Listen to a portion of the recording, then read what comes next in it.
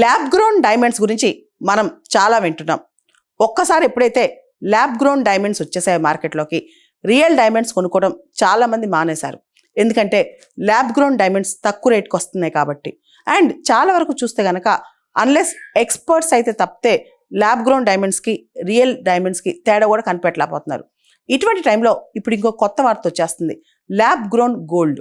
మనకు తెలుసు, బంగారం కావాలంటే భూమి లోపలికి వెళ్ళి చాలా తవ్వకాలు జరపాలి.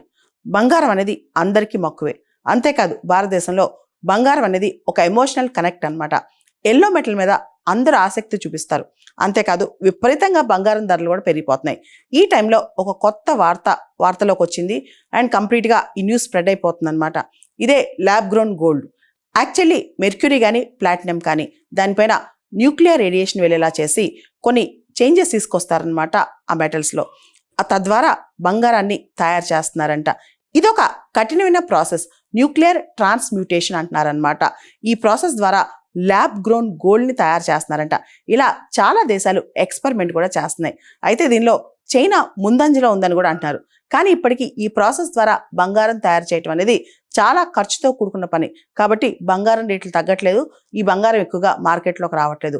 భవిష్యత్తులో అతి చౌకగా ఇలాంటి ల్యాబ్ గ్రోన్ గోల్డ్ కనుక తయారు చేస్తే రియల్ బంగారానికి వాల్యూ తగ్గి ఈ ల్యాబ్ గ్రోన్ బంగారమే మార్కెట్లోకి వస్తుందని కూడా నిపుణులు చెప్తున్నారు. అయితే ప్రస్తుతం దీని మీద భయం ఏం లేదు. కానీ భవిష్యత్తులో ఈ ల్యాబ్ గ్రోన్ గోల్డ్ అనేది తక్కువ రేటుకి కనుక గ్రో చేయగలిగితే ఆ తర్వాత అసలు అదే గోల్డ్ ఎక్కువగా మార్కెట్లోకి వచ్చే అవకాశం కనిపిస్తోంది.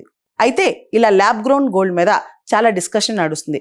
ఇంత న్యూక్లియర్ రేడియేషన్తో తయారు చేసిన బంగారం ఏదైతే ల్యాబ్ గ్రోన్ గోల్డ్ ఉందో మన శరీరం మీద ధరిస్తే దానివల్ల మన శరీరం మీద ఈ రేడియేషన్ ప్రభావం ఎలా ఉంటుంది, దీనికి సంబంధించి స్కిన్ క్యాన్సర్స్ లాంటివి వస్తాయా, దాని మీద కూడా చాలా పెద్ద చర్చ జరుగుతుంది. మనకు తెలుసు భారతదేశంలో కూడా బంగారం అంటే చాలా పెద్ద సెంటిమెంట్ కాబట్టి ఈ బంగారాన్ని తయారు చేసే విధానం మీద కూడా సెంటిమెంట్స్ ఆధారపడి ఉంటాయి అన్నమాట.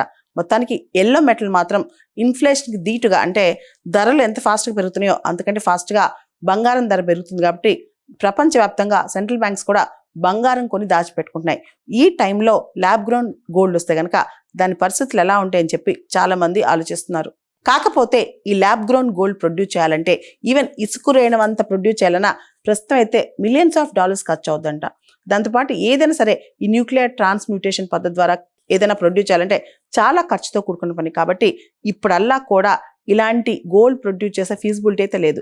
కానీ భవిష్యత్తులో కొత్త టెక్నాలజీస్ వచ్చి ఏమన్నా ఈ ల్యాబ్ గ్రోన్ గోల్డ్ వస్తే మనం చెప్పలేం. కానీ ప్రస్తుతం అయితే ఇది విపరీతంగా ప్రొడ్యూస్ అయ్యి తక్కువ ధరలకు మార్కెట్లోకి వచ్చే అవకాశం అయితే కనిపించట్లేదు.